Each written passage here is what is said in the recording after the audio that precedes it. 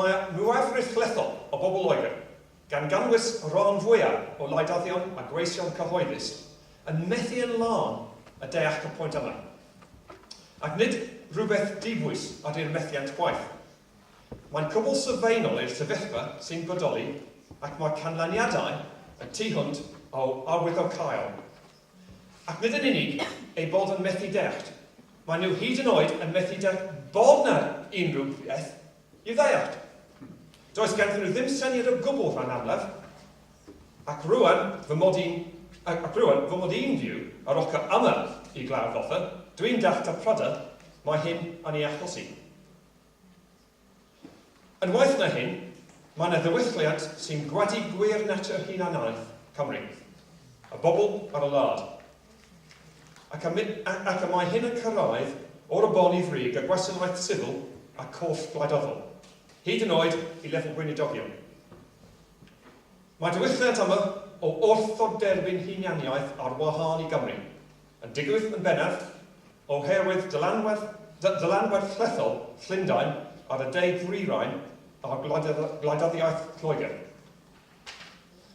Mae hyn hyd yn oed yn cael effaith yn cydbwysedd rhagologion tywydd y BBC. Ond o ddifri, mae hefyd yn rhannol yn deillio o imperialaeth anamwybodol bron sy'n gosod Cymru ar orwel peth glwdariaeth sydd yn tu hwnt o ganolog yn enwedig yn ôl safanau Ewrop cyfoes.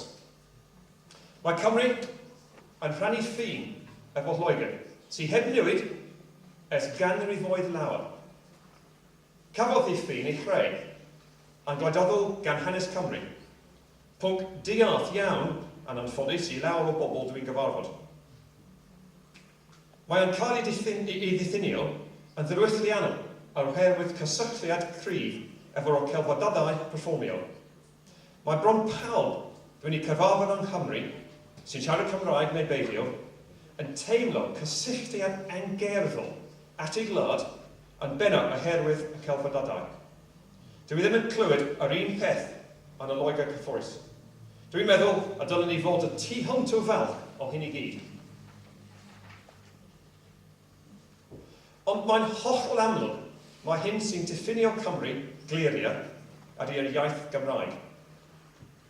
Dwi'n amau y basyn statws cyfansoddiadol ni yn wahanol iawn heddiw, heblaw am y nesaf i'r wyth fod y iaith wedi parhau i'r 11fed ganrif. Mae ddeddfau unol yr 11fed ganrif y 15 wedi hen fynd, ac mae boblogaeth reiddiol wedi newid oherwydd ton ar ôl ton o fanfydwyr. Heb yr iaith, dwi'n amau y basyn ni'n fawr mwy bellach na'r ranbarth o'i Loegr. Ond da ni yma o hyd, ac mi wnaeth Cymraeg oroesi yn cael ei siarad gan tua miliwn o bobl, hanner y boblogaeth yn ôl cyfrifiad 1911. Fi wnaeth oroesi y gwaithau pawb a phopeth, hyd yn oed amgyrch y Welsh Not.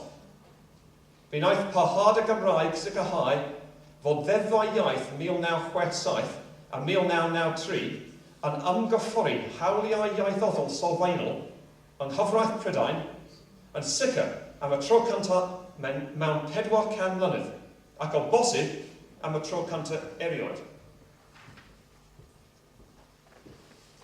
Trwy gyd-ddigwyddiad amserol, fe goddodd cysyniadau cyffrous am iawndyrau dynol o Lidl, yr ail ryfel byd, gan arwain at y Confensiwn Ewrop o iawndyrau dynol, ac yn uniongyrchol at ddeddf hawliau dynol 1998. Mae rhain i gyd yn sicrhau bod y hawl i siarad Cymraeg rwan yn gyfreithiol gryfach heddiw, nag ar unrhyw adeg ers marwolaeth Llywelyn yng Nghymru 1982. Ydy hyn ochr ddigon?